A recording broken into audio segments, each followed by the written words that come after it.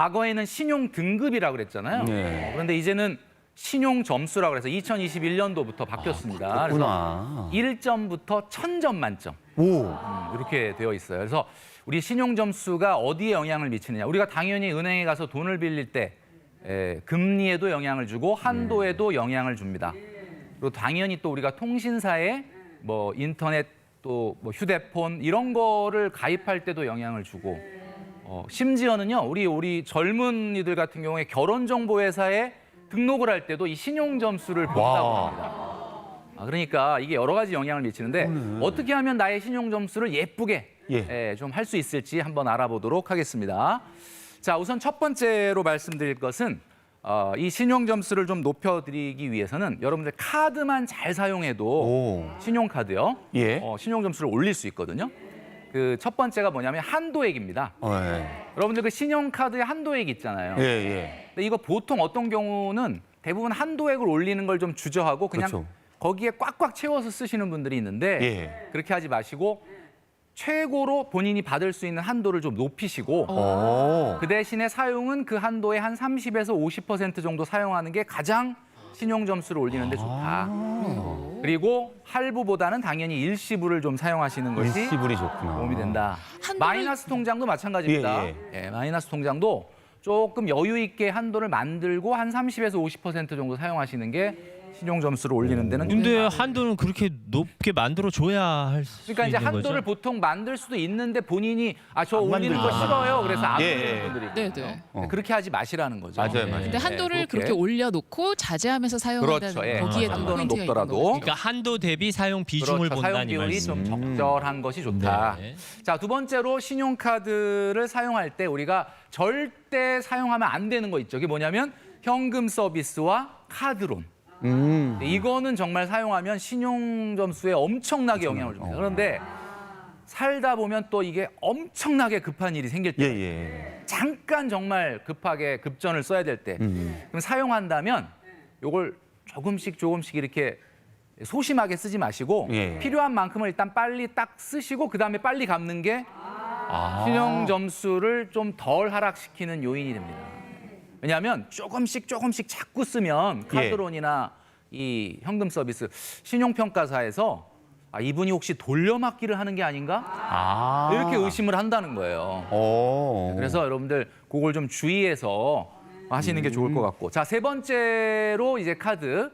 우리가 카드 이제 너무 많잖아, 사실. 그래서 어떤 경우는 한번 정리를 해야 되겠다, 없애야 되겠다 생각을 하는데 과거에 오래 쓰던 카드를 정리해야 되는지 아니면 그냥 최근에 좀 받아놨다가 안 쓴 카드를 정리해야 되는데요. 어머님들 어떤 카드를 정리하는 게 좋을까요? 과거에 오래 썼던 카드를 정리해야죠. 혜택이 적을 거 아니에요. 과거와의 단절. 새롭게 시작하는 거죠. 새롭게 시작하는 거죠. 자, 그런데 사실은 신용 점수를 우리가 높이려면요. 과거에 오랫동안 사용해 왔던 그 이력이 있는 카드를 그대로 두고 최근에 발급받았는데 사용 안 하는 그걸 없애야 됩니다.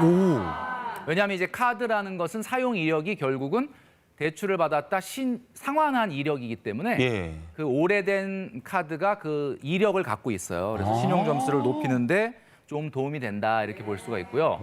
그리고 되도록이면 체크카드를 사용하는 게 신용 점수를 최대 40점까지 올릴 수가 있어요. 40점이면 작은 숫자가 아니지 않습니까? 그렇죠? 그리고 이제 요번에 신용 점수가 변경되면서 추가된 것이 비금융 항목이 추가가 됐어요. 그러니까 이거는 꼭 내가 신용카드뿐만 아니라 예를 들면 우리 주부님들이라든지 대학생이라든지 이런 분들은 신용 이력이 별로 없기 때문에 이런 분들은 혹시 공과금이나 휴대폰 요금 같은 거 한 번만 연체를 해도 신용 점수가 엄청나게 하락을 합니다. 떨어지는구나. 그러니까 이런 것들을 좀 특히 주의하셔야 된다라고 말씀드릴 수 있을 것 같고.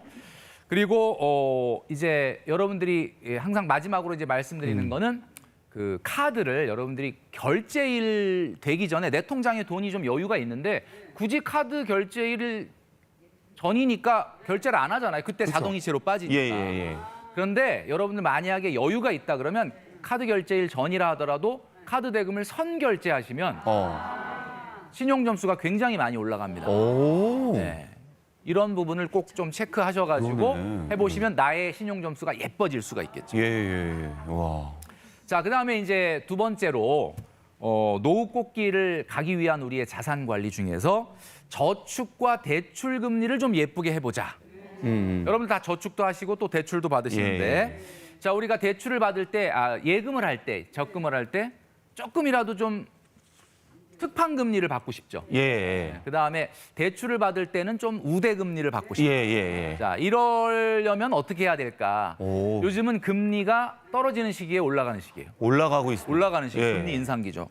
그러니까 예를 들면 과거에는 뭐 예적금 가입할 때 그냥 아무데나 해 이렇게 네. 생각했었어요. 근데 워낙 금리가 낮으니까. 그런데 지금은 금리가 인상되고 있기 때문에 굉장히 큰 차이가 있을 수 있어요. 그래서 세 가지 정도 말씀드리려고 하는데 첫 번째는 우리 어머님들도 이제 뭐 예. 휴대폰 잘 사용하시니까 그 모바일 앱 스토어에 가시면 예금 금리 비교 앱이라는 게 있습니다. 아, 그런 게 있어요. 요걸 검색을 하시면 여러 가지가 나와 있는데 네. 요걸 활용을 해보시면은 어느 은행이 나한테 예금과 적금 금리를 많이 주는지 그리고 또 어느 은행이 나한테 대출 금리를 싸게 해주는지가 비교 검색이 됩니다. 그리고 요즘은 모바일로 바로 가입을 할 수 있기 때문에 그것을 적극적으로 한번 활용해 보시면 좋을 것 같고 예.